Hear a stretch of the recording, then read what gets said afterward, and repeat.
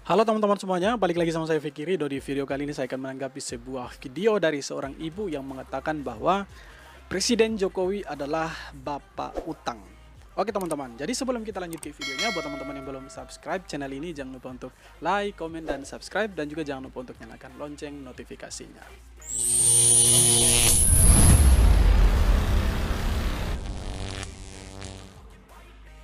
Oke teman-teman, jadi ibu ini mengatakan bahwa Presiden Jokowi adalah bapak utang dan utang luar negeri Indonesia menurut para pengamat adalah senilai 7.000 triliun. Oke teman-teman, jadi ini dia videonya. Pengamat sebut Jokowi layak disebut bapak utang. Wow, utang di era Presiden Jokowi meroket secara tajam. Bahkan terakhir utang tercatat telah menembus 7.000 triliun. Luar biasa. Jika terus menambah utang, maka akan menambah beban keuangan negara yang mengakibatkan negara semakin tidak berdaya dan berwibawa. Kita juga bingung ya, kenapa utang negara di era Pak Jokowi itu begitu tinggi. Jadi sebenarnya utang negara itu buat apa ya? Pak, please tolong dibatasi. Kalau memang itu bukan untuk kebutuhan rakyat, tolong stop utangnya. Kalau utang terus, kapan negara kita bisa? Oke teman-teman, jadi sebelum kita bahas lebih dalam tentang utang luar negeri ini, saya mau katakan bahwa ibu ini dari pihak oposisi, itu sudah pasti. Karena ibu ini meminta Presiden Jokowi untuk menghentikan utang luar negeri. Dan ibu ini suka sekali mengkritik Presiden Jokowi, gitu ya. Dan ibu ini mengatakan bahwa utang luar negeri ini kalau bukan untuk rakyat, maka hentikanlah utang luar negeri Indonesia.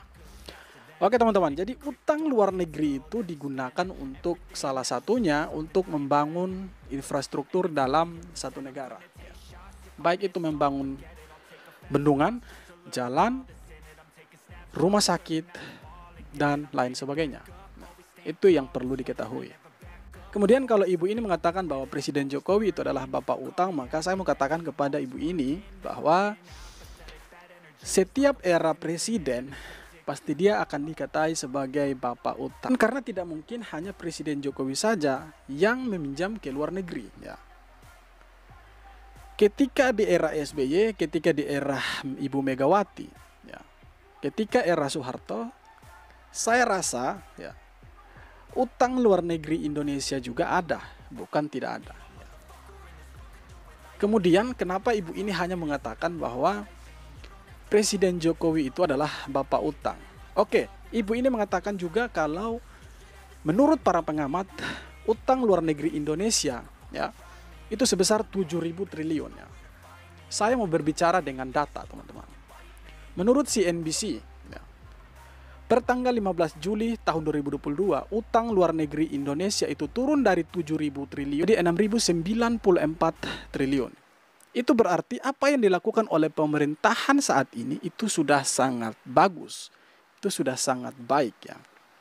Kemudian, utang luar negeri ini juga digunakan untuk memberikan bantuan sosial ya.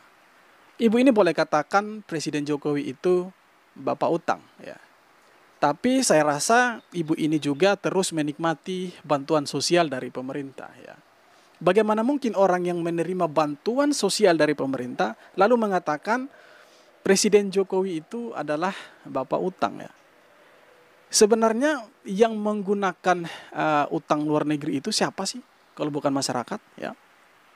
Yang menggunakan jalan tol itu siapa? Sudah pasti masyarakat. Yang menggunakan bendungan itu siapa? Sudah pasti juga masyarakat ya. Yang menggunakan jalan, rumah sakit, dan lain sebagainya sudah pasti adalah masyarakat itu sendiri ya.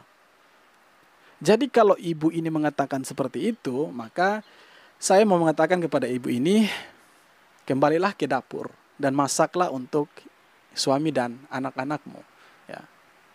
Simpan saja ocehanmu untuk presiden yang akan datang. Kenapa hanya Presiden Jokowi yang dikomentari? Di era SBY dahulu kenapa tidak dikomentari seperti itu ya? Jadi begini teman-teman. Ketika utang luar negeri Indonesia itu turun, tidak ada yang mengomentari ya. Semua pada diam 1000 bahasa. Tidak ada yang memberikan aplaus terhadap kinerja pemerintah yang sangat baik ini. Kinerja Presiden Jokowi yang sangat baik ini. Dan ketika utang luar negeri Indonesia itu melonjak naik, maka ada saja oknum-oknum yang suka mengkritik, ya, oknum-oknum yang suka mengkritik dengan pedas, ya, bahwa utang luar negeri Indonesia ini naik, segala macam ini naik, ya. Kemudian mereka tidak ada kontribusi apa-apa untuk membayar utang luar negeri Indonesia. Mereka hanya berkontribusi dalam berkata-kata, ya. Seperti itu. Oke teman-teman, jadi saya rasa seperti itu teman-teman, ya. Utang luar negeri itu memang ada, ya. Setiap negara pasti ada utang luar negerinya. Seperti saya bilang tadi, utang luar negeri Indonesia sudah turun dari 7.000 triliun menjadi 6.094 triliun. Berarti apa yang dilakukan oleh pemerintahan saat ini itu sudah sangat baik, ya. Dan terima kasih buat teman-teman semua yang sudah menonton video ini sampai akhir. Jangan lupa untuk like, komen, dan subscribe. Kita jumpa lagi di video berikutnya. Hormat.